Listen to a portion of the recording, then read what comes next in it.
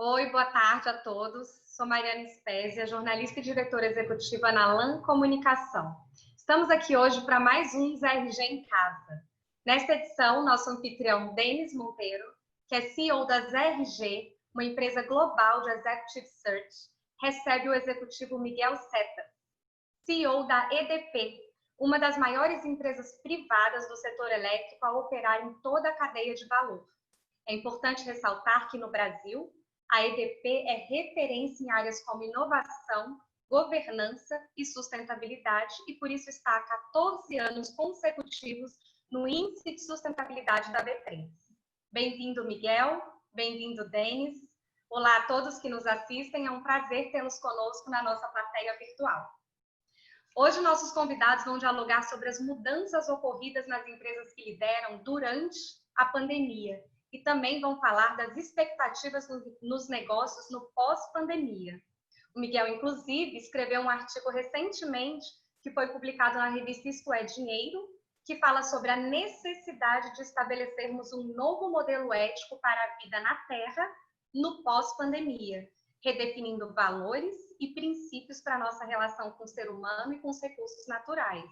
Miguel, compartilha com a gente, por favor, em linhas gerais, um pouquinho do seu artigo. Bom dia, Mariana. Bom dia, Denis. Bom dia a todos aqueles que nos seguem aqui pela internet. Eu queria, antes de mais, agradecer o convite ao Denis. É um prazer partilhar esta hora aqui convosco, pelo vosso protagonismo, pela forma como vocês se têm posicionado nos últimos anos. Acho que isso é um trabalho muito aqui da responsabilidade do Denis e, portanto, eu queria saudar e agradecer o convite para estar aqui hoje. Mas ainda aqui à pergunta aqui que a Mariana estava colocando, eu acho que efetivamente esta pandemia deu-nos uma caída de ficha, não é? E a caída de ficha começa primeiro por constatarmos que ficámos em lockdown de uma maneira inesperada. O mundo foi surpreendido por isto. Eu costumo dizer, Davos 2020, em janeiro de 2020, quando você vê o inquérito que fizeram aos participantes de Davos, já havia a pandemia na China, o tema das doenças infecciosas não aparecia no top 10 dos assuntos mais prováveis para acontecerem à humanidade, e nós já estávamos com uma pandemia a começar na China, em novembro, dezembro, não é? Portanto, para mostrar como hoje a ciência está tão dissociada da tomada de decisão dos governantes, das empresas, dos políticos, e portanto esse foi o primeiro choque, não é? Dizer, como é que o mundo inteiro, as nações mais poderosas, nações como os Estados Unidos da América, o Reino Unido, como é que estas grandes potências mundiais são surpreendidas por uma pandemia destas, não é? Como é que isto pode acontecer? E portanto isso para mim foi um wake-up call, não é? E acho que esse wake-up call, no fundo, é dizer nós hoje temos estado todos muito empenhados nestas agendas da sustentabilidade, etc., mas isso até hoje tem sido insuficiente, não é? E esta pandemia, quer nós queiramos, quer não, ela tem uma conexão com os desequilíbrios ambientais que nós estamos provocando no planeta, não é? Portanto, é uma conexão direta com o climate change. E infelizmente, eu até citava esse artigo, esse livro do David Wallace Wells, chama-se Terra Inabitável, não é? Infelizmente, e ele diz num dos capítulos, que se chama Pragas do Aquecimento, há 1 milhão de vírus desconhecidos do ser humano no planeta Terra, mais de 1 milhão de vírus. Portanto, isto que nos está a acontecer agora é o início de uma degradação do meio ambiente, é o início de uma degradação da nossa vida na Terra, da forma como nós conhecemos a vida na Terra.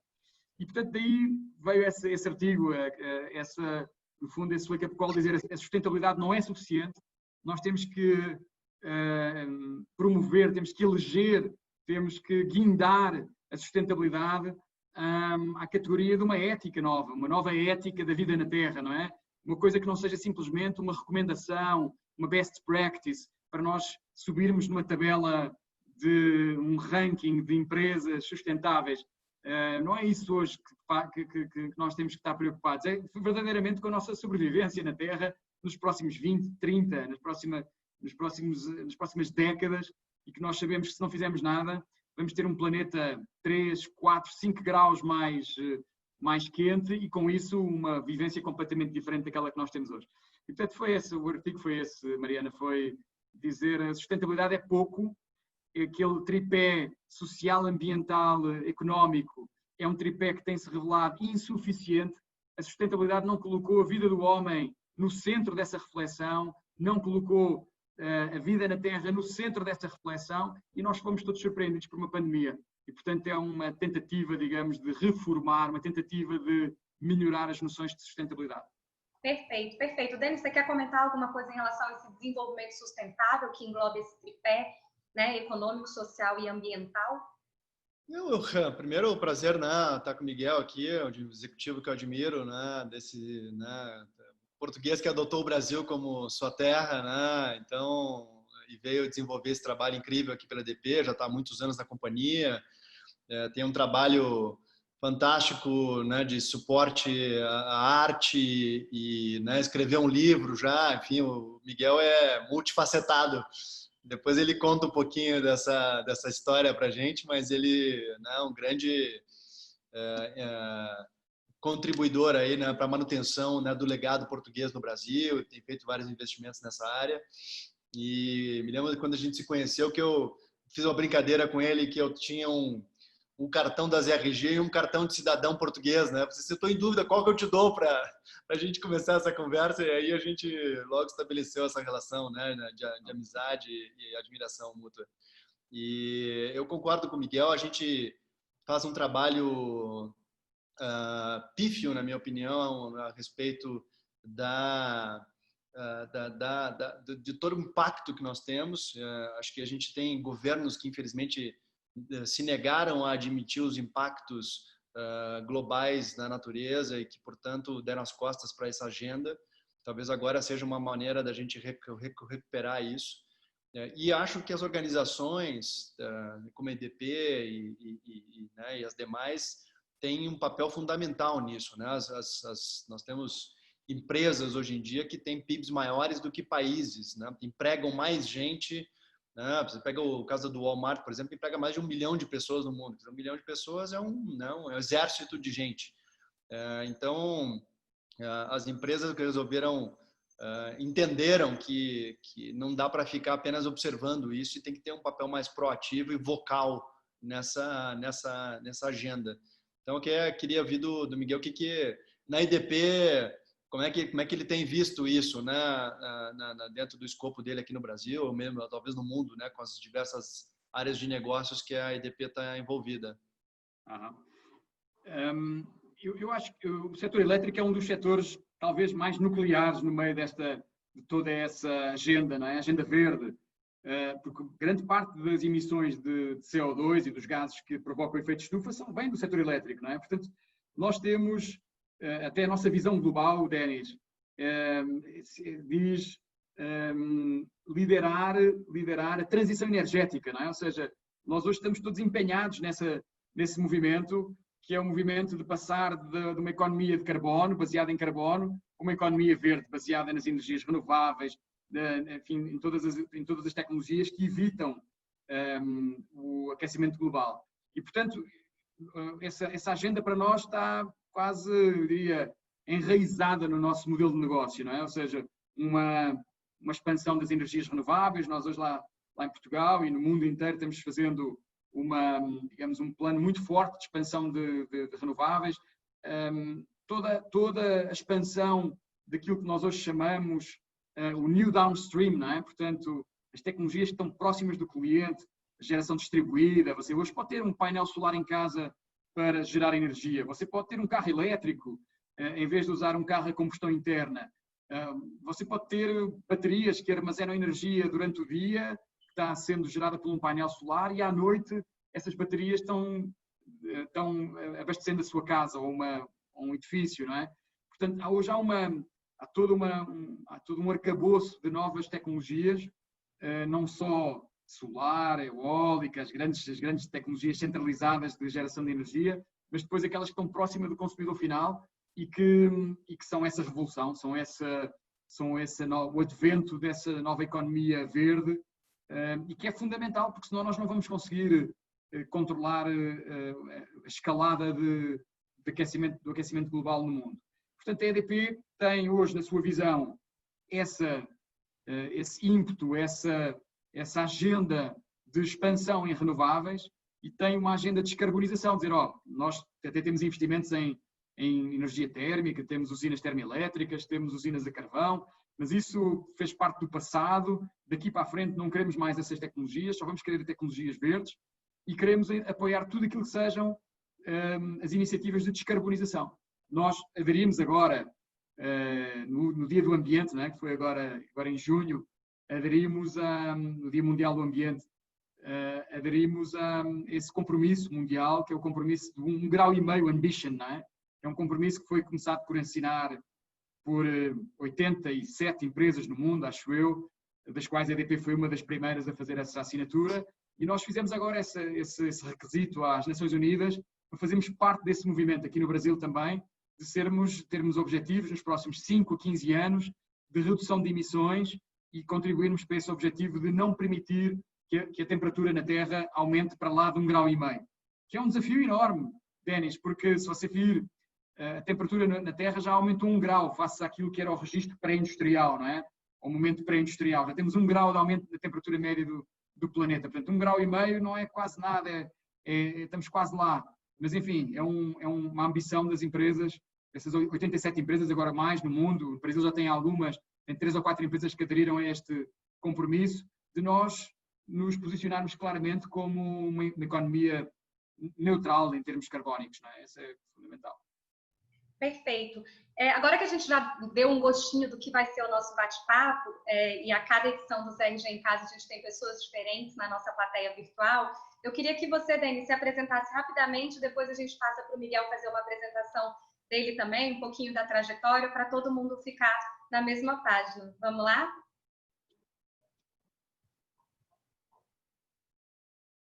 Você está assim? Começa pelo Denis, não é? Isso, o Denis começa. Está no mute, acho eu. Eu tinha me silenciado aqui. Silenciado, exatamente.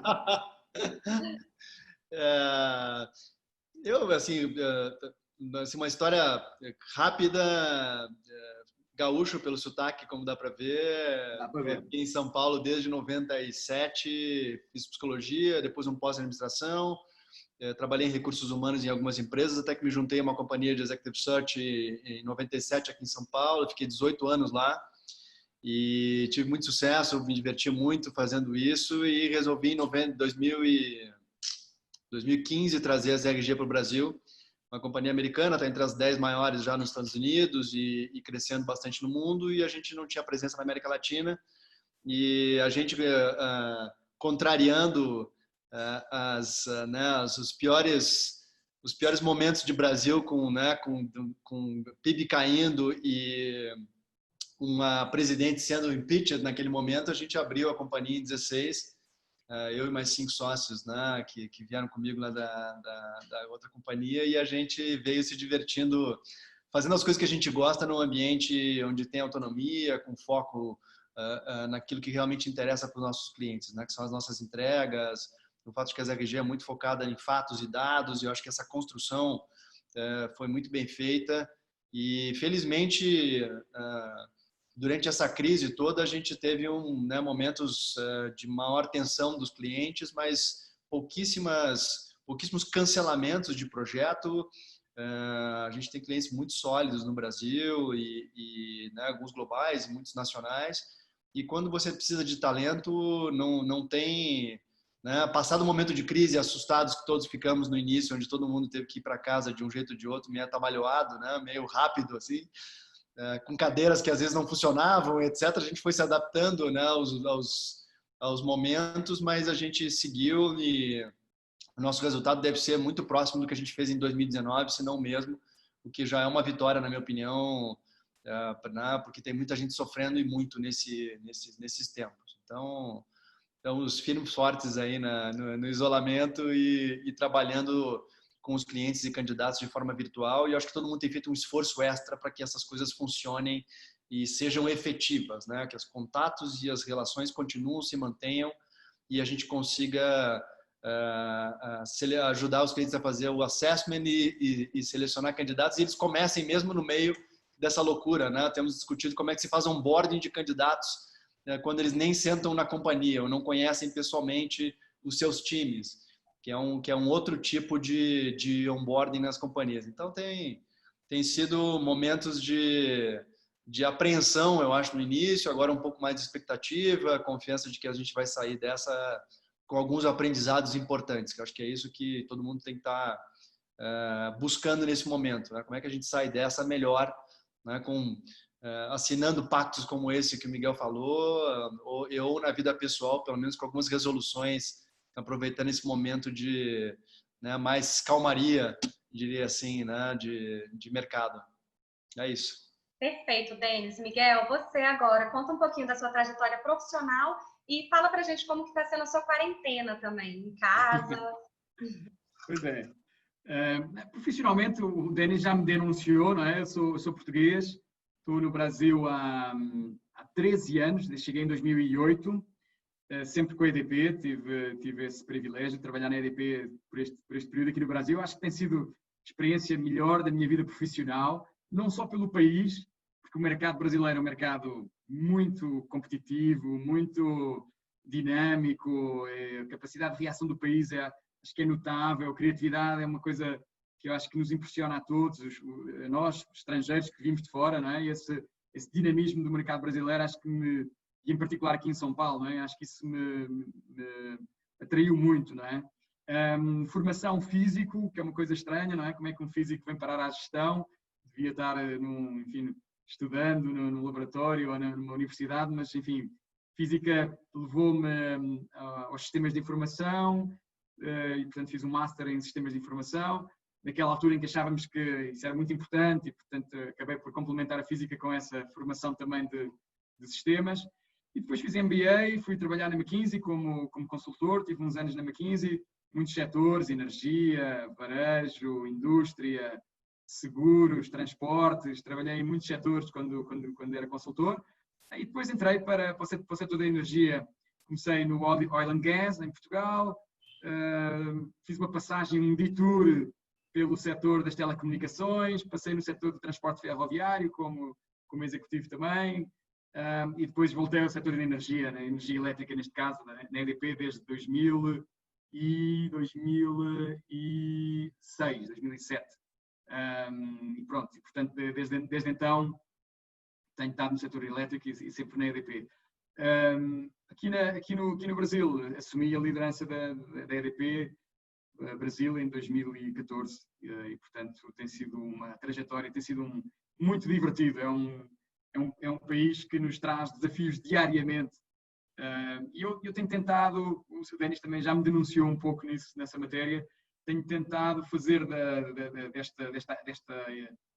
desta agenda de gestão da EDP uma agenda plural, uma agenda aberta, uma agenda que não olhe só para o business, não olhe só para aquilo que é a atividade do nosso setor, que olhe para a cultura brasileira, que olhe para a área social e, portanto, acho que isso tem-me complementado muito, tem-me completado muito essa abertura à cultura brasileira e àquilo que é a realidade social brasileira.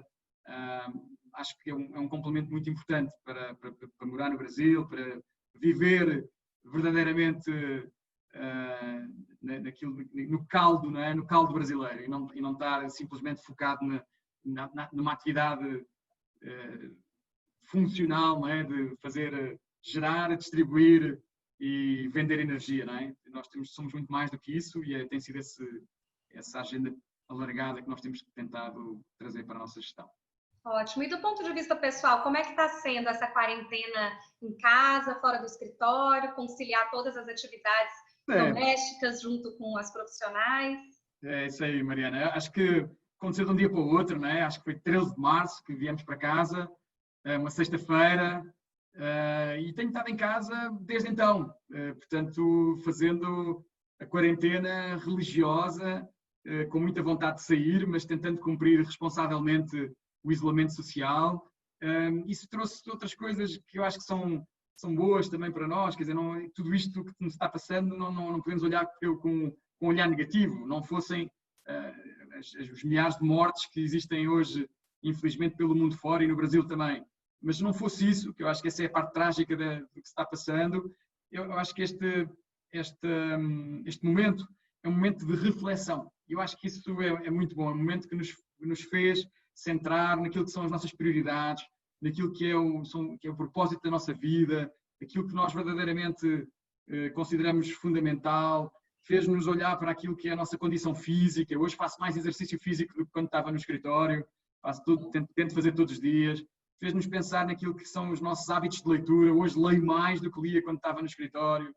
Fez-nos pensar nos nossos hábitos de alimentação. Hoje alimento-me melhor do que quando ia para o escritório. Portanto, sinceramente, houve um conjunto de melhorias qualitativas nesta quarentena que eu acho que são conquistas e que eu vou tentar preservá-las depois desta quarentena acabar. Que bom, que bom. Obrigada, Miguel, por compartilhar conosco essas coisas mais pessoais, né? Agora eu queria saber de você como é que está a gestão da EDP durante a pandemia. Então, desde março, como é que está? Você pode citar alguma mudança ocorrida na empresa? Muitas mudanças, Mariana, muitas mudanças mesmo. Eu acho que ontem estávamos a refletir aqui num grupo aqui do WhatsApp aqui dos nossos VPs. Nós temos a nossa estratégia está em 3 R's. Primeiro, react, reagir. O segundo R, recover, recuperar. E o terceiro R, reshape, reformar, digamos assim. E foi essa estratégia que nós seguimos. Reagir rápido, montámos um comitê de crise instantaneamente, de um dia para o outro. Um comitê com 6 subcomitês.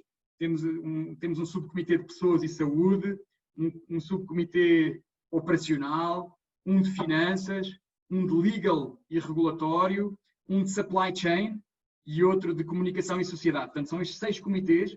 Reunimos todos os dias, tipicamente às 5 da tarde, 5 às 7 da tarde, para fazer um overview do que é que se passou no dia e tomar decisões para o dia seguinte.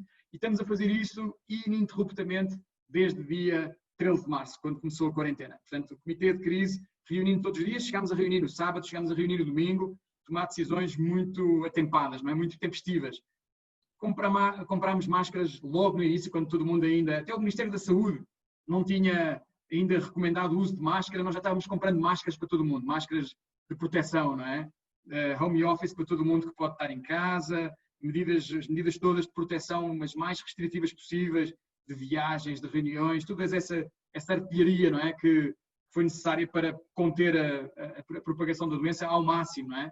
Coisas que vocês talvez nem imaginem. Nós hoje temos algumas usinas nossas, a maior parte delas, aliás, a maior parte não todas, já estão todas, entraram na semana passada, uma que faltava ainda, no chamado confinamento. Confinamento, temos pessoas que estão hoje, para garantir que não falta energia em nenhum lugar onde nós operamos, não é?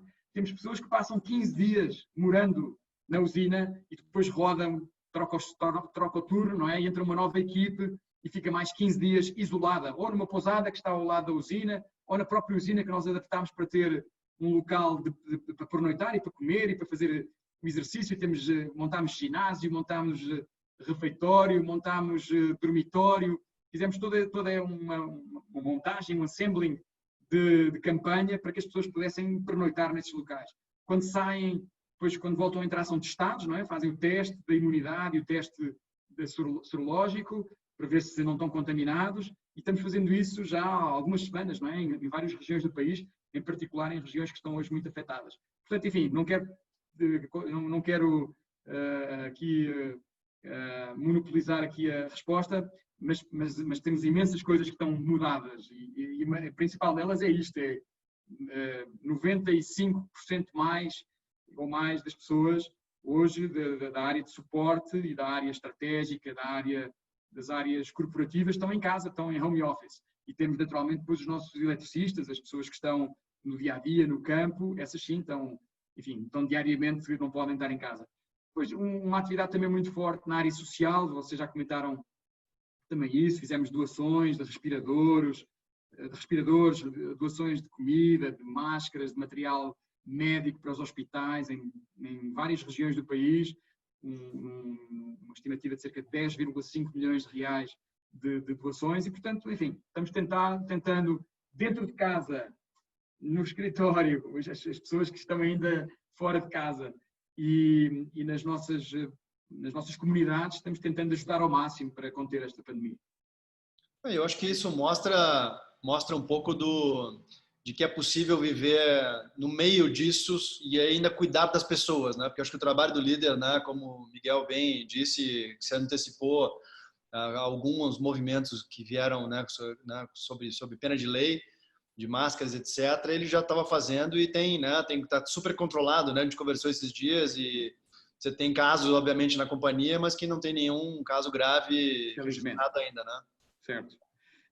Já temos algumas dezenas de casos de pessoas infectadas, com a maior parte já recuperada, temos algumas, contam-se pelos dedos das mãos, pessoas que ainda não estão recuperadas, e tudo com sintomas leves, não é? Graças a Deus, eu diria, o meu objetivo como líder, que estabeleci no início, foi não quero ter nenhuma baixa de ninguém na companhia, não quero ninguém com sintomas graves, nem com consequências mais gravosas, não é? Eu estava num seminário na sexta-feira de um professor que eu gosto muito de Harvard, que chama-se Ashish Nanda, que é um cara, você acha que você teve aula com ele também, né? Sim, sim. E ele fez um seminário para o IPO que era sobre aquele skeleton, né? Sobre o Shackleton, da Endurance, aquele cara que foi para a Antártica. Sim. E ele fala uma coisa no final que eu achei muito interessante, que eu acho que tem muito a ver com essa liderança que você tem esse protagonismo nesse tema de saúde, que é o general aqui, o bom general é aquele que não fala quantas pessoas ele levou para a guerra, né, das suas tropas, e sim quantas ele trouxe de volta. Né? Então, que eu acho que esse momento é o momento que as lideranças têm que estar realmente atentas, porque precisam continuar rodando e, né, o serviço essencial que você presta. Mas quais são os cuidados que a gente tem que ter para que a gente volte, né, com todos, né? É isso aí. Se possível, com todos, né? Esse é o meu objetivo, é não perder ninguém nesta guerra e portanto, estou fazendo uma pregação. Eu vi que alguns colegas não fazem uma pregação, quase que parece quase um padre, porque sempre que abre uma live destas, diga às pessoas, peço para ficarem em casa, para se protegerem, para adotarem todas as medidas. Definimos aquilo que nós chamamos as 5 regras de ouro, não é? Que é o uso das máscaras, o isolamento social, o distanciamento, a questão da higienização e a questão da comunicação logo rápida, quando estivermos com algum sintoma, comunicar rapidamente para poder isolar essa pessoa e ver o que é que nós podemos fazer com as outras que já tiveram contacto com ela, não é? Para isolá-las também e para evitar que isso seja... que ajuda a propagação da doença. Portanto, temos quase uma evangelização diária sobre esse assunto, não é? Eu às vezes até acho que sou um bocadinho chato com isso, porque acaba por ser repetitivo, não é? Mas pronto, faz parte da nossa missão de evitar que... Estamos fazendo vídeos, campanhas com atores da Globo, campanhas com depoimentos internos das pessoas que tiveram Covid e que algumas foram internadas, tivemos 5 ou 6 pessoas internadas, naqueles cuidados intermédios, não é? Não nos cuidados intensivos, mas que sentiram-se muito angustiadas e, portanto, fizemos vídeos de depoimentos dessas pessoas para permitir que todo mundo soubesse o que é isso ter Covid, qual é que é o sentimento, como é que a gente lida com a família, as pessoas não se podem visitar nos hospitais, como é que é tudo isso, não é? Como é viver a Covid por dentro, não é? E, portanto, estamos a tentar fazer essas campanhas contratámos 2 médicos, eu acho que não disse isso ainda, contratámos 2 médicos infectologistas que fazem parte do nosso comitê de crise e todas as segundas-feiras, com um deles temos uma reunião semanal, todas as segundas-feiras, para tomar as decisões, qual é a máscara que eu compro, qual é que é o protocolo, aderimos aos testes, não aderimos, que testes é que são, quando é que fazemos, quando é que não fazemos, todas aquelas decisões são mais técnicas, não é? E como é que está a linha da frente, como é que está a urgência do hospital A ou do hospital B, como é que você está sentindo as coisas a acontecer, já estamos recuando, não estamos recuando, é um platô, ainda está crescendo. Todo esse diálogo com os médicos foi muito importante para a gente tomar as decisões e poder no dia a dia não tomar nenhuma decisão equivocada, não é? Estarmos muito cientes e muito responsáveis que temos 3.000 famílias que dependem de nós, 3.300 famílias que dependem de nós e portanto, sentimos pai dessas famílias todas, não é? Sim, é um momento de muitas dúvidas, né? Então, realmente é importante lembrar o tempo todo os funcionários, enfim, as pessoas que nos cercam, né? Os nossos próprios familiares, de que a doença está aí, que esses cuidados precisam ser tomados o tempo todo, porque com o tempo existe uma flexibilização, um relaxamento da nossa parte, né? Nessas questões de higienização, de uso das máscaras. Muito, muito interessante essas ações que a EDP está fazendo, Miguel.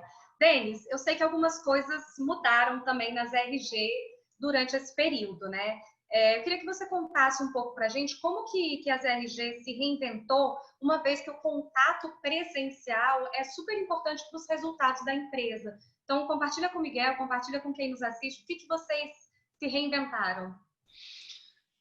Mari, assim, todo o business de serviços, ele é mais rico quando você tem esse contato pessoal e você consegue perceber a pessoa no seu inteiro, né? Aqui nós estamos nos vendo parte do corpo, né, dentro de um ambiente virtual, e que eu acho que isso limita um pouco a leitura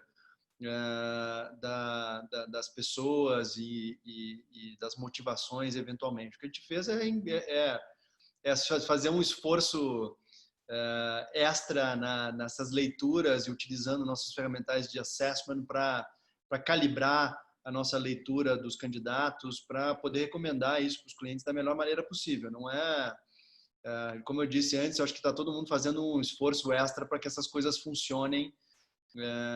Por um lado, elas são, do ponto de vista logístico, elas têm funcionado muito bem, porque os candidatos e os clientes, eles têm uma agenda, né, que a gente não cuida, vai das 8 às 8 sem parar, né? Ou seja, você não encontra nem tempo para almoçar ou para ir ao banheiro, muitas vezes. Mas assim, mas isso dá uma eficiência muito grande, né? Esse dia eu estava conversando com um cliente me dizendo, olha, felizmente nós estamos aqui nesse ambiente, porque se a gente estivesse na minha empresa, a gente estaria procurando uma sala para tentar sentar, né? Porque às vezes até as salas são concorridas, né, no ambiente corporativo. Mas a gente tem feito um trabalho importante de manutenção desses vínculos e conversando com as pessoas, tentando entender o que está acontecendo na vida de cada um. Eu sei que o Miguel até está morrendo de saudade dos filhos que estão lá em Portugal, né? Já está ali esperando o momento de poder viajar para rever a mãe e os filhos, que eu acho que é isso que a gente vem sentindo, né, nesse momento, é como é que a gente continua conectado e entendendo as demandas dos candidatos, clientes e dos nossos stakeholders. É muito importante essa proximidade, porque ela faz com que você tenha a real entendimento da real motivação de cada um, né? Porque existe uma aversão ao risco, por um lado, né? Candidatos e clientes tentando evitar o máximo possível algum erro no processo, mas a gente precisa fazer essa leitura de maneira correta e ajudar os clientes nas suas tomadas de decisão. Perfeito, perfeito. Miguel, a EDP sempre foi reconhecida por seus investimentos sociais, principalmente pelos patrocínios à recuperação dos museus do Ipiranga e o Museu da Língua Portuguesa.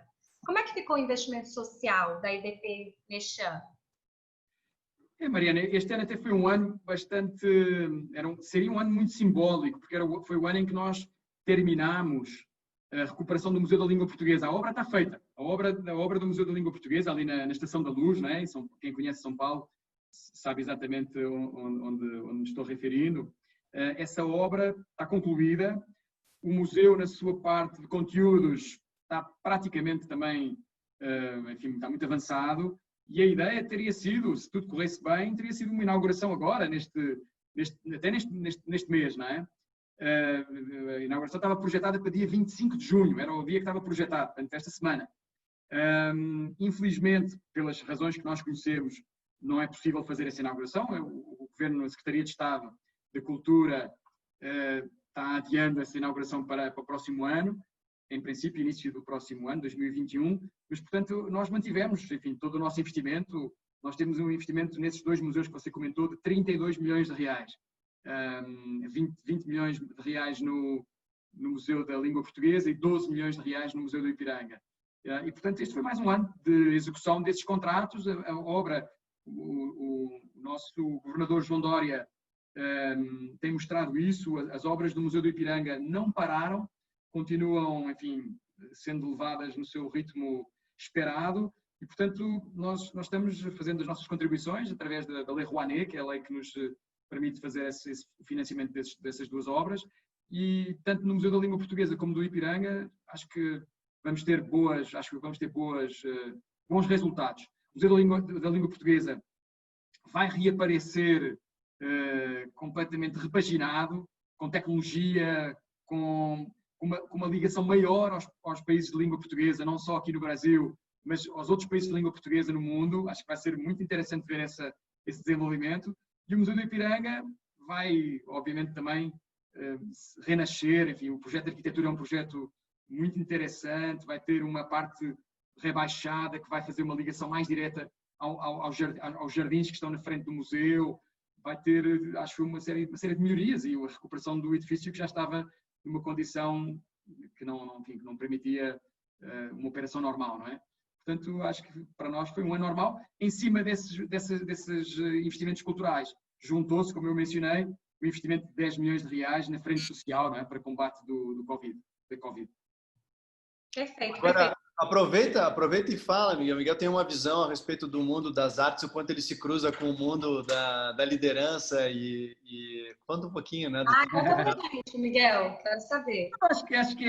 Eu acho que a arte, efetivamente, dá significado à vida humana, não é? Acho que é uma das coisas que nos diferencia dos outros seres vivos, não é? O homem é capaz de ser o único ser vivo que, pelo menos a nossa interpretação, talvez alguém nos possa um dia mostrar de uma maneira diferente, mas é o único ser vivo que é capaz de ter uma expressão artística, não é? E a arte, no fundo, é um espelho da nossa alma, não é? Nós trazemos para a arte, para a música, para as artes plásticas. E o Denis sabe isso, nós temos falado um pouco sobre esse assunto.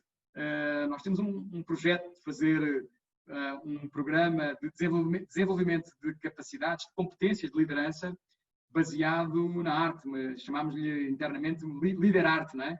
Líder Arte, que até tem se a gente ler tudo junto, tem um significado particular.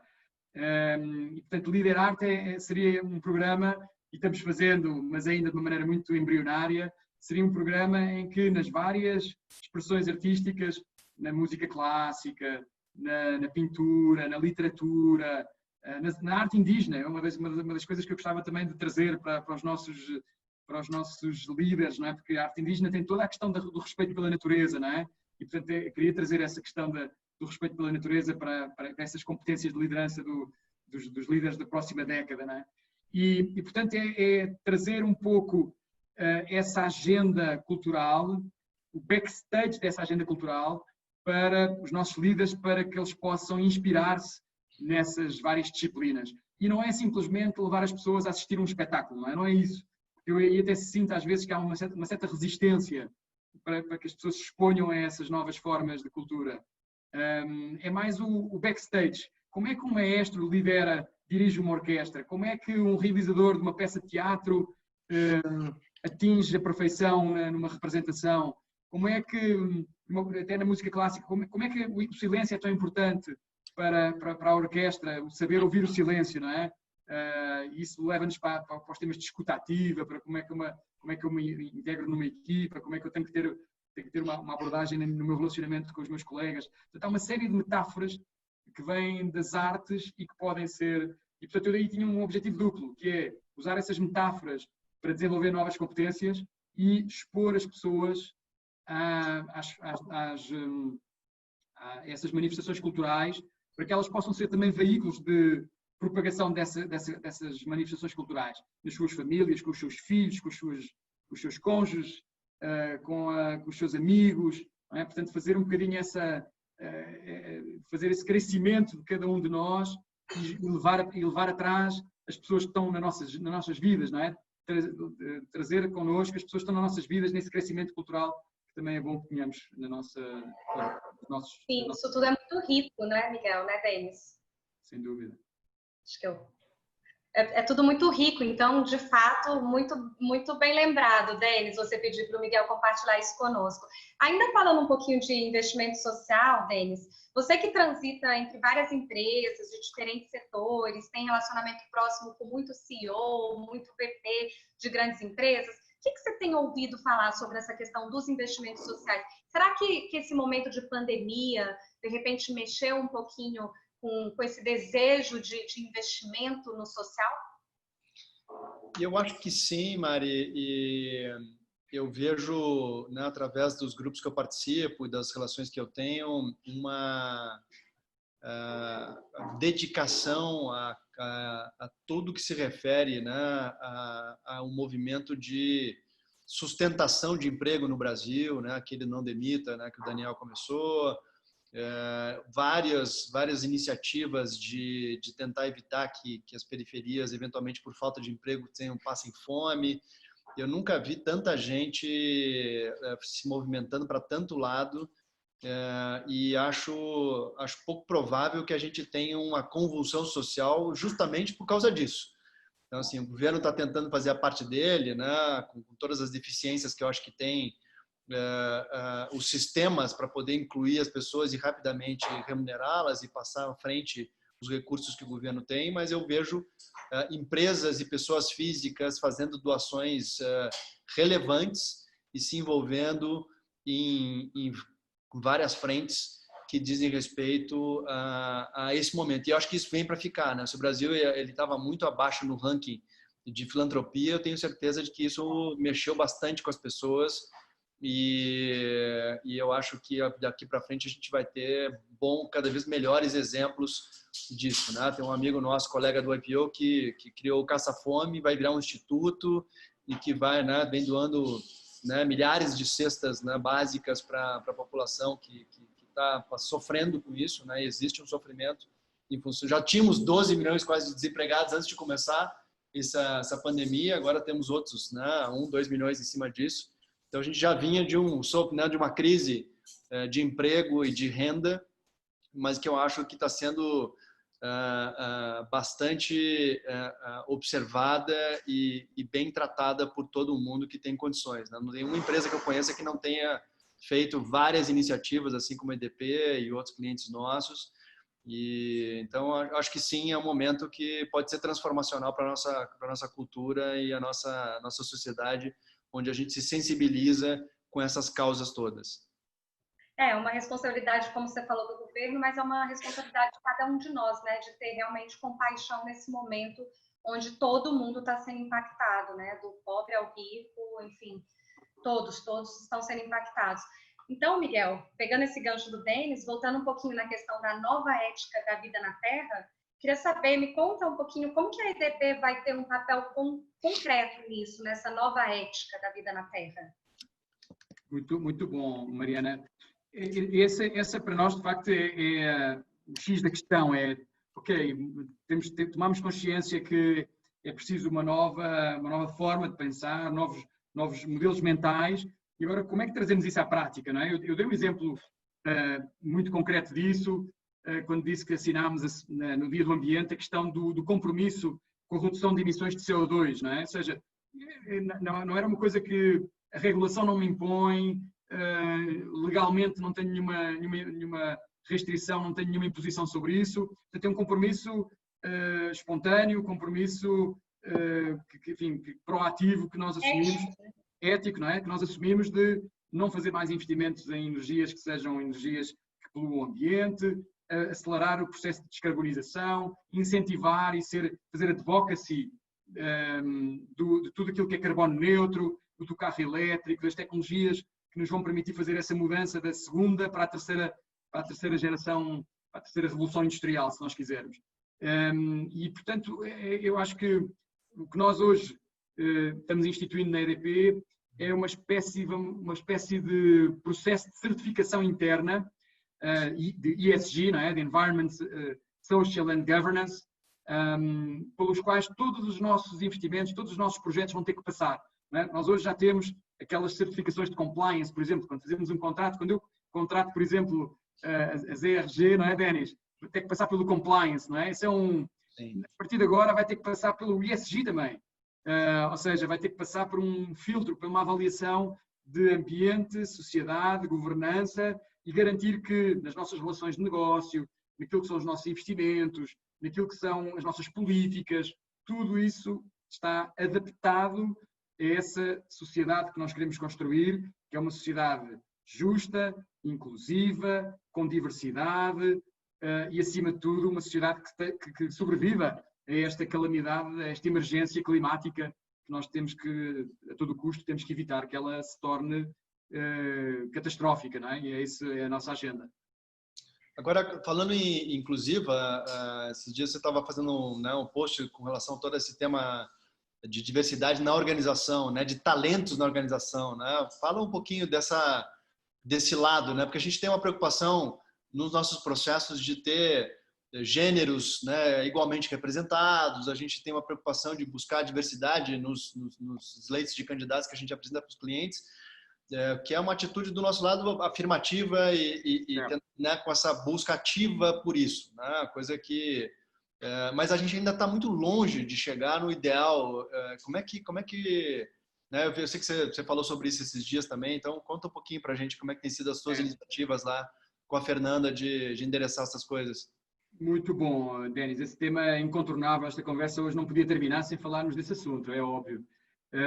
E, portanto, nós temos uma pauta, temos uma agenda de D&I, não é? de diversidade e inclusão, um projeto que tem 6 frentes, uma frente, como você comentou, de género, uma frente de raça, uma frente de LGBTI+, uma frente de pessoa com deficiência, uma frente de gerações e uma frente de culturas e espiritualidades. Esta última talvez até um pouquinho invulgar, porque geralmente as empresas têm medo de mexer na questão da espiritualidade e na questão da religião e tal, e nós achámos que era fundamental, que era uma agenda que nós não podíamos evitar, porque o mundo é feito dessa diversidade religiosa, dessa diversidade, nem precisa de ser religião, pode ser uma mera espiritualidade, não é?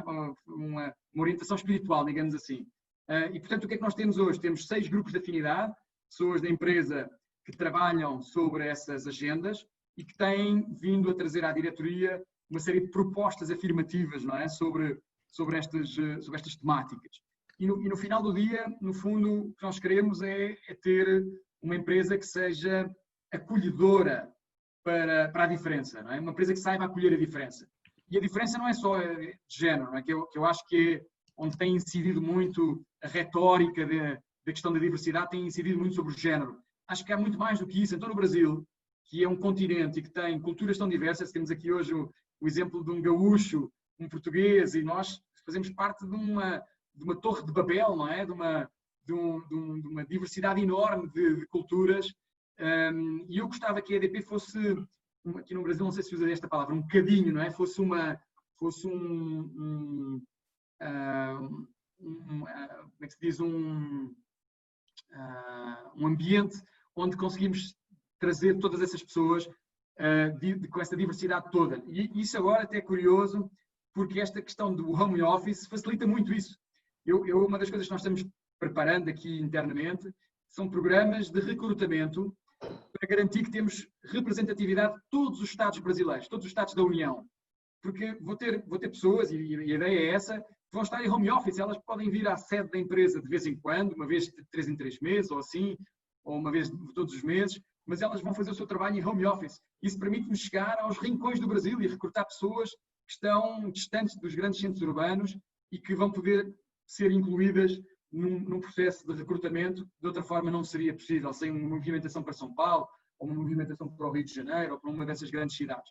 E, portanto, nós estamos fazendo isso. A última ação afirmativa que fizemos foi precisamente com o nosso programa de estágios, de garantir que metade dos estágios iam para pessoas negras, não é? Com todo este ressurgimento que a morte de George Floyd nos trouxe, não é?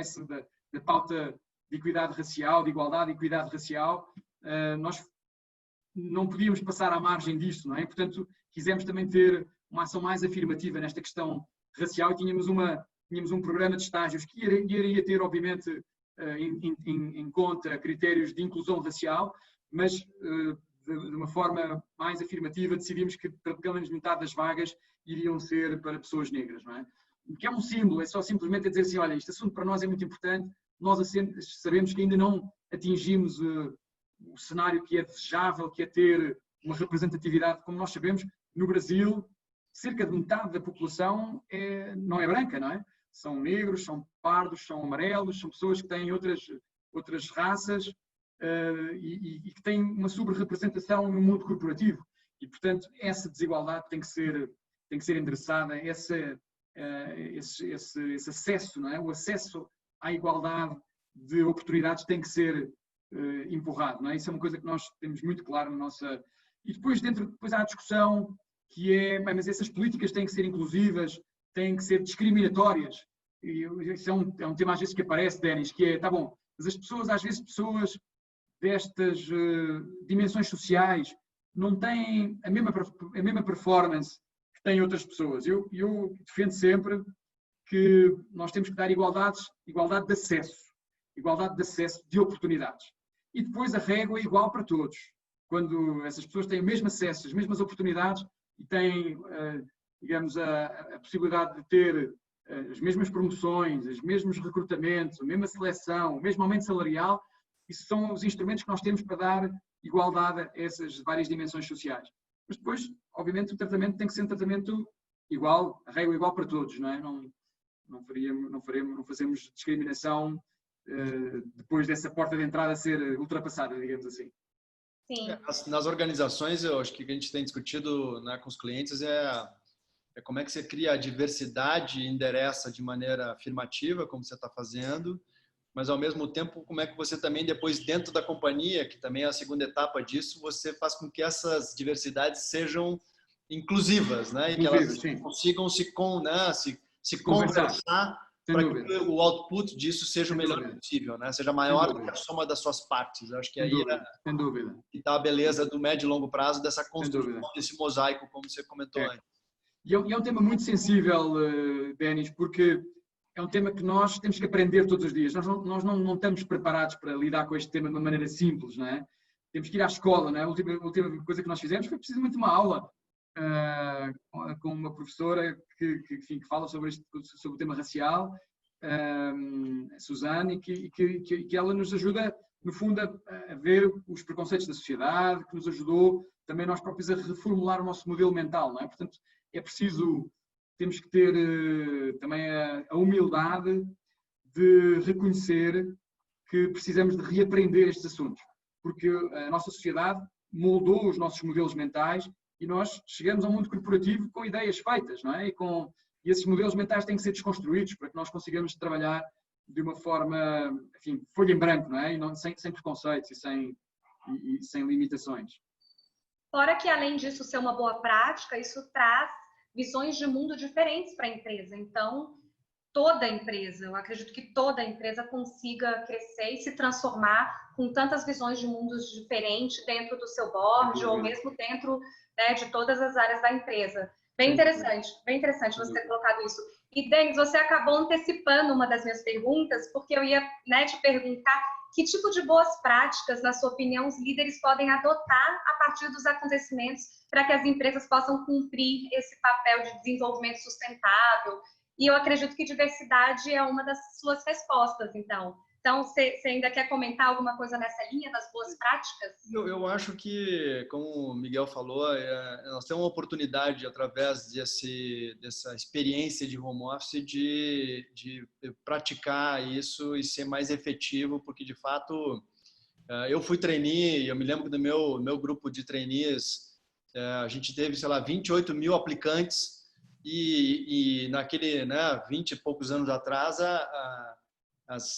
todas as decisões quase a respeito de quem avançava no processo seletivo eram bias por alguém. Então, assim, tinha 3, 4 filtros que a gente utilizava para decidir se a pessoa ia para frente. Qual era a escola que frequentou, né? Se tinha língua, se não sei o que. Quer dizer, tinha isso, né? Então, e hoje continuamos, né, de uma certa maneira, em geral, transportando isso. Agora tem uma máquina que faz isso. Naquela época, eu me lembro de a gente olhar os currículos todos.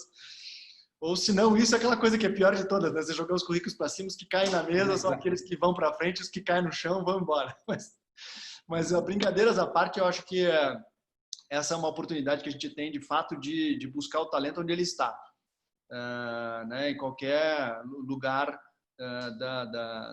do Brasil ou até fora. Então, assim, aquela expectativa de que o mundo é flat e que a gente pode buscar talento em qualquer lugar, né? Como a EDP foi buscar o Miguel lá em Portugal, eu acho que a gente tem essa oportunidade de buscar talento em qualquer lugar, entendendo que ele precisa, de fato, de um tratamento distinto para, eventualmente, avançar na companhia, assim como é um movimento afirmativo também de gênero das mulheres, sendo mentors de outras mulheres, Women's in Corporate Boards, que também faz um trabalho de sponsorship, porque senão, se você não tiver de forma afirmativa esse trabalho,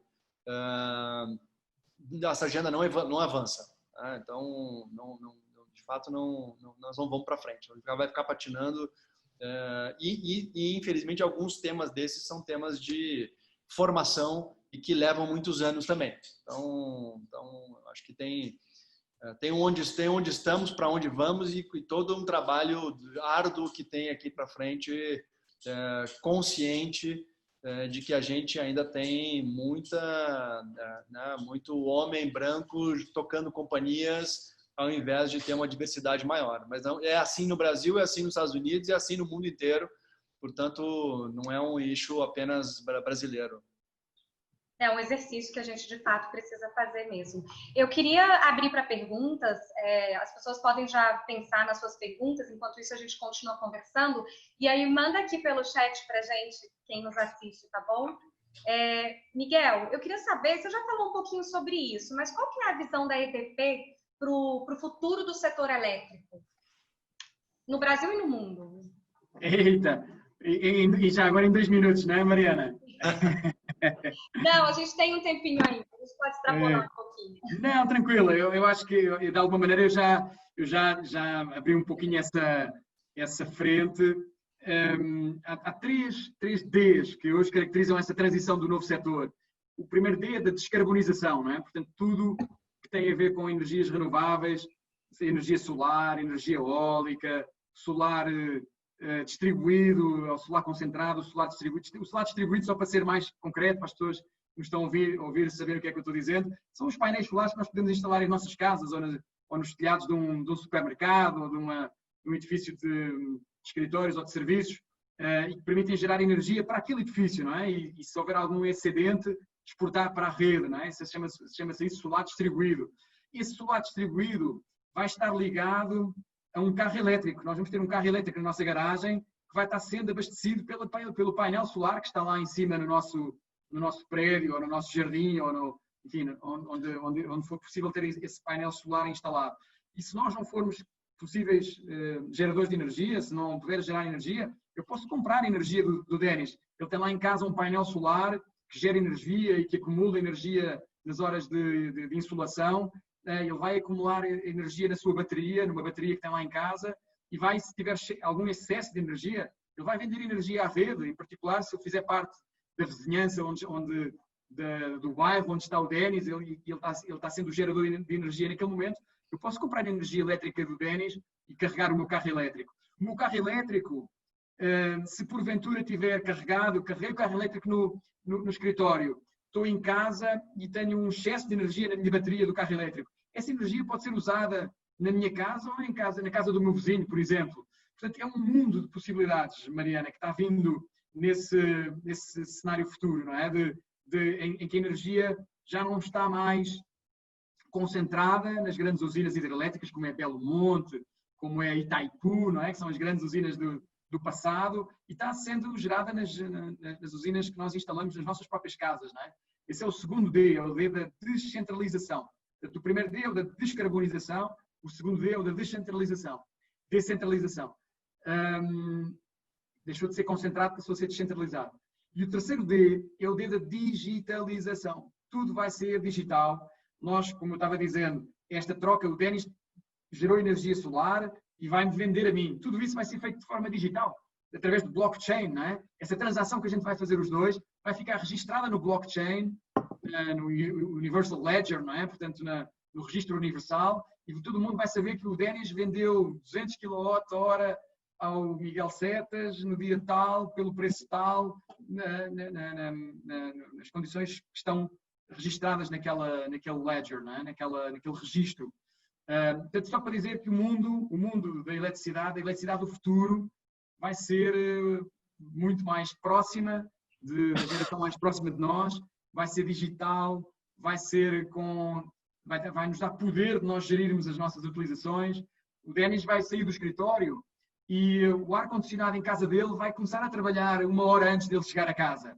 No dia em que está fazendo 39 graus de temperatura e que ele não quer ter a casa quente quando ele chegar a casa, ele vai conseguir comandar esse device em casa dele e ele está saindo do escritório e consegue dizer, vou ligar, isto já é aquele momento em que a gente voltou ao escritório, Denis, ainda não é para agora. Sim.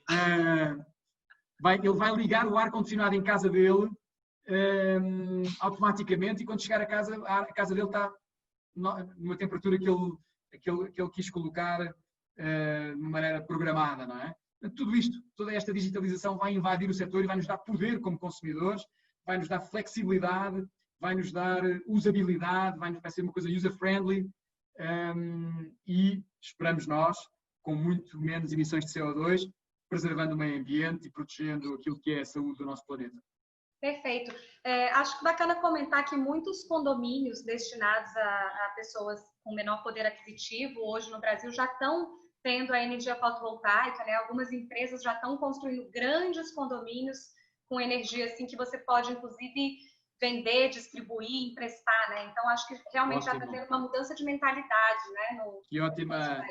Que ótimo comentário, Mariana. Efetivamente, nós chamamos a isso o solar comunitário, não é? E esse solar comunitário é isso que você está dizendo, é uma instalação de uma usina de grande dimensão e que abastece uma comunidade, abastece um condomínio, abastece uma comunidade de baixa renda, abastece, enfim, uma comunidade de dimensão razoável, mas em vez de ter que estar a pôr um painel em cada um dos telhados daquelas casas, faça uma única usina num terreno que esteja disponível e essa usina abastece todas as casas nessa comunidade. Chama-se solar comunitário, energia solar comunitária, e vai ser inevitavelmente uma das grandes tendências no futuro, não tenho dúvida nenhuma. Que bom, que bom. Bom, a gente já está quase terminando, eu ainda tenho algumas perguntas para fazer, eu vou tentar ser breve daqui também.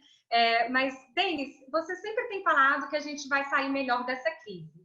E às vezes eu me questiono, muita gente está sendo impactada, umas pessoas mais que outras, umas empresas mais que outras.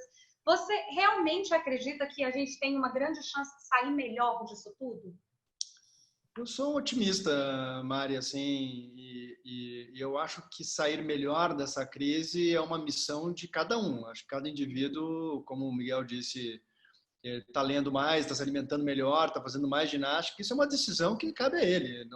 A EDP não pediu para ele fazer nada disso, né? Nem o governo. Então, eu acho que cada um tem a obrigação de aproveitar esse momento de reflexão e ver aquilo que pode fazer, o que quer fazer, ao invés de apenas ficar em casa esperando passar, né? Porque não vai passar tão rápido, né? A gente já sentiu isso, a gente vai levar pelo menos uns 12 meses para poder dizer que de fato a gente superou a fase, né, de contágio e com uma vacina à disposição da população em geral. Então, acho que a gente tem uma missão, né, cada um, é aquilo que, né, nos discursos, né, de vários estadistas, né, não é o que o Brasil pode fazer por você, sim o que você pode fazer pelo Brasil. Né, na própria ZRG, e o Miguel tem feito isso na EDP, a gente tem tentado preservar emprego, a gente tem tentado, né, continuar fazendo as coisas da melhor maneira possível e, em paralelo, aprendendo a fazer umas receitas novas na cozinha com as filhas e mantendo, né, a sanidade mental, porque eu acho que isso, em paralelo com a crise de saúde, a crise econômica, acho que a crise de saúde mental ainda tem seus efeitos que podem durar mais tempo até do que a crise da saúde. Então, essas outras duas crises me preocupam um pouco hoje em dia, como é que a gente sai rapidamente e consegue endereçar esses temas de economia e saúde mental para que todos possamos ficar com o mínimo de sequelas, né? Acho que sequelas vão acontecer, mas como é que a gente vive, né, com aprendizados e na prática o ser humano que avança e que vai em frente é aquele que sofre, mas aprende e se torna resiliente e que se está preparado para outras, né? Outras crises que vão vir pela frente, né? Essa não é a primeira que a gente vive, talvez não seja a última, porque fiquei assustado com 1 milhão de vírus que estão no ar aí que o Miguel falou ali. Eu tô... 1 milhão de vírus desconhecidos é complicado, né? Foi mesmo para vos assustar, para vos trazer para esta causa que a gente tem que fazer mais. É óbvio, eu às vezes eu digo isso aos meus colegas lá em Portugal. Quando eu vou a Lisboa, Lisboa é uma cidade tão temperada, eu acho que é impossível achar que tem mudança climática. Não passa nada, não é? Aquilo é tudo tão... Mas, efetivamente, quando a gente começa a ver esse livro, vocês, se puderem ler esse livro, façam, que é inquietante, não é? Nos oceanos, na qualidade do ar, na seca na seca dos solos, nas pandemias, como falei, na questão dos incêndios, na questão da subida dos níveis da água, dos níveis dos oceanos. É um mundo de coisas que se vão passar e que vão tornar a vida na Terra nos próximos 10 anos. Não é agora nos próximos 10 anos, acho que ainda vai ser mais ou menos parecido. Mas depois desta década, se nós não fizermos nada, vai ser diferente. Nossos filhos, talvez, né, vão viver isso muito mais do que nós. Então, a gente precisa cuidar hoje para que eles tenham... Sem dúvida, é isso mesmo, Mariana, é isso mesmo. É isso aí. Denis, legal você ter falado essa coisa de ser um otimista por natureza, porque acho que ontem eu li uma frase, autor desconhecido, falando que os otimistas é que mudam o mundo. Então, é bacana, né? A gente tem que olhar com otimismo mesmo e ter uma atitude positiva, porque problema a gente tem um monte, como o Miguel falou, vão vir muitos outros problemas, né, diante de tudo que está acontecendo. Então, que bom que você é um otimista. A gente tem uma pergunta aqui do Geraldo Teixeira, que a gente tem que responder, é o seguinte: dado que é um contexto muito novo para todos, como que vocês, líderes, estão treinando essa liderança para esse novo normal? Quem começa? Começa, Miguel, por favor. Eu acho que essa pergunta, de facto, é a pergunta do milhão, não é? Que é como é que nós preparamos as lideranças para esta nova realidade. Várias maneiras, e aí aqui não podemos sair muito do que é a prática. Uma das formas mais óbvias é on the job, não é? E, portanto, o que é que nós hoje temos tentando fazer? Criar rotinas, criar rituais em que os líderes contactam com a alta direção de topo. Temos todos os dias uma reunião de 2 horas em que as lideranças participam muito nessa reunião e em que estamos dando os sinais daquilo que estamos considerando ser o mais importante para a companhia, como é que temos que adaptar o nosso estilo de liderança, como é que temos que reagir neste momento, não é? Portanto, se quisermos, um pouco liderança por exemplo, não é? Dar o exemplo e criar condições, criar momentos para que esse exemplo seja acessível às pessoas que estão à nossa volta. Depois eu acho que é com estímulos, com projetos, com desafios, com dar complexidade às pessoas. Ou seja, nós só nos desenvolvemos perante a adversidade. O Denis corrigir-me-á se não concordar, como é óbvio, mas nós só nos desenvolvemos perante a adversidade, perante a dificuldade, perante a complexidade com que os desafios que nós estamos expostos, não é? Portanto, nós acreditamos muito, e estamos a fazer esse exercício também na EDP, de fazer essas experiências cruzadas, não é? Tirar as pessoas de uma área, expor as pessoas para outros desafios e promover essa mobilidade interna para que as pessoas possam ter repertório e possam, com esses estímulos, ir desenvolvendo outras capacidades.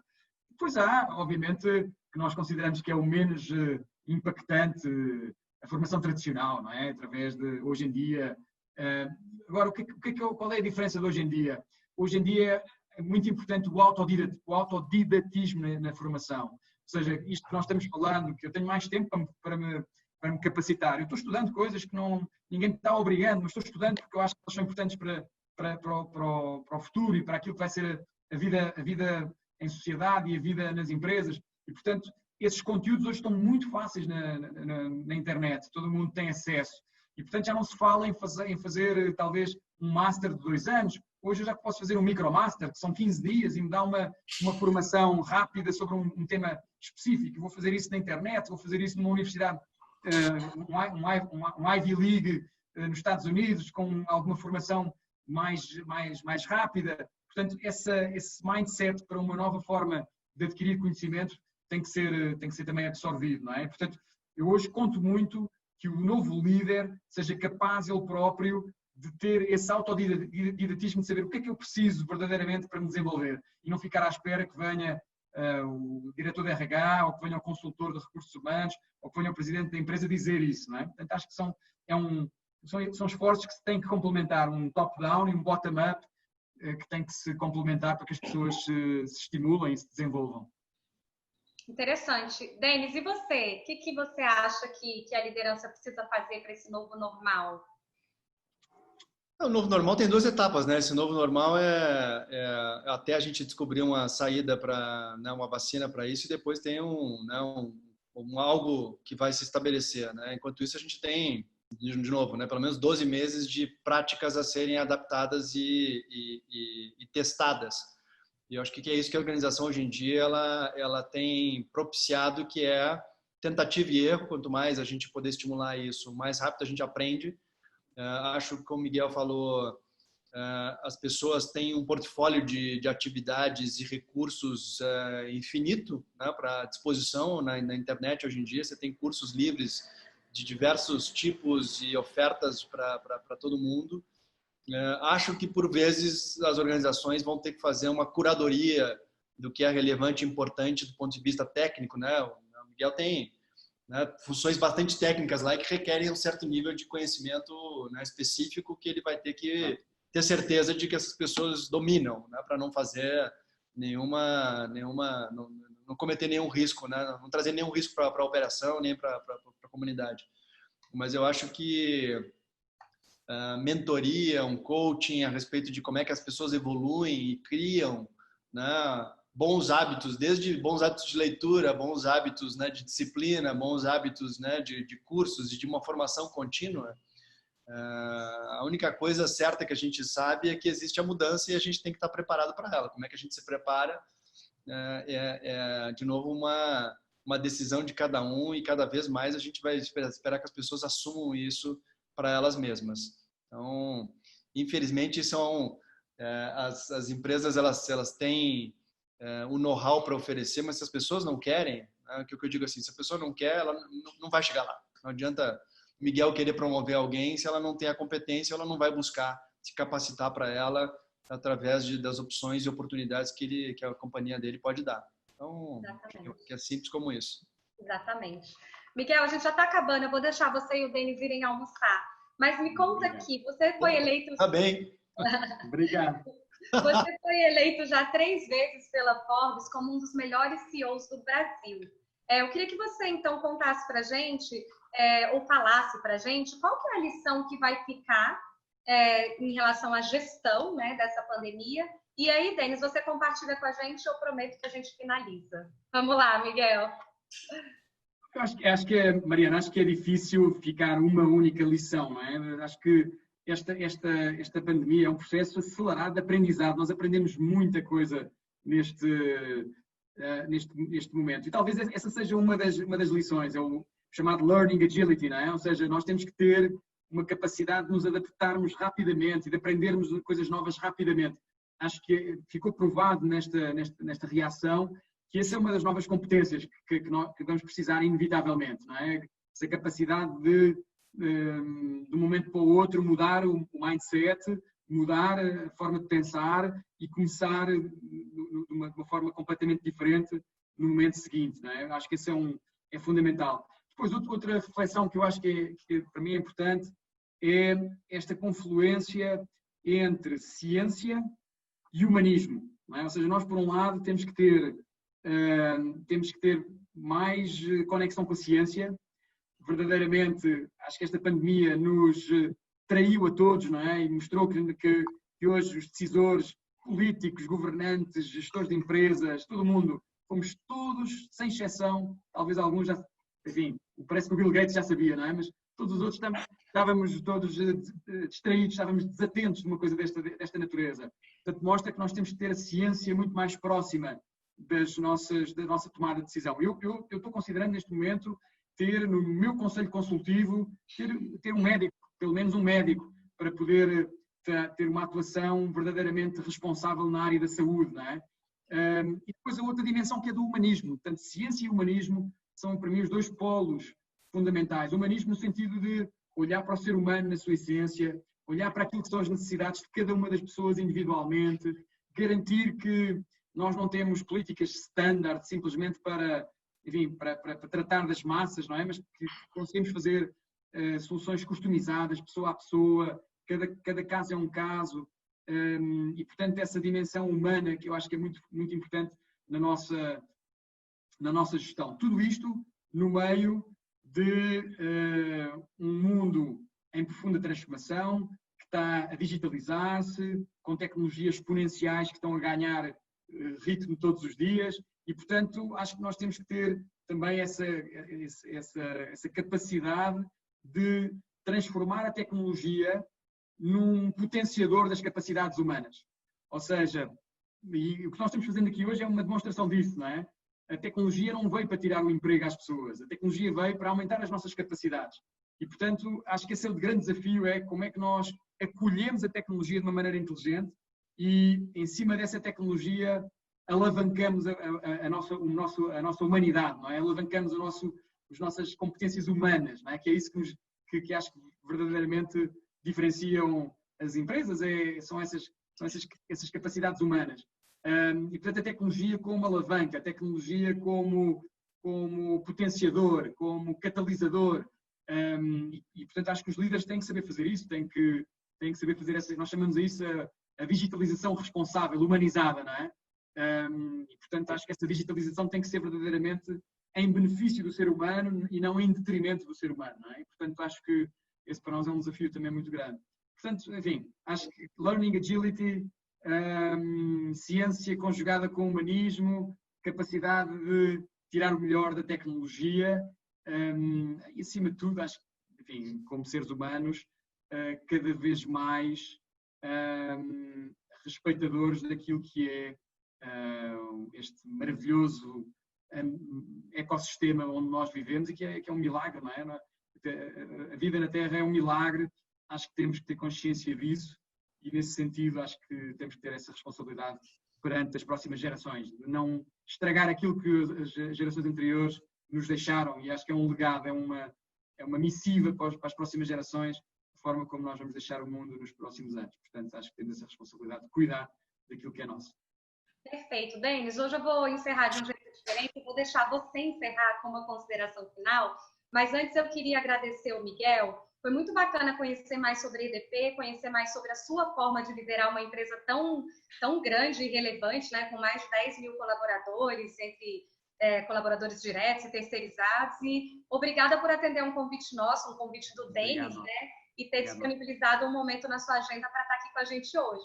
Então, Denis, encerra para a gente, por favor, e faça uma consideração final, enfim.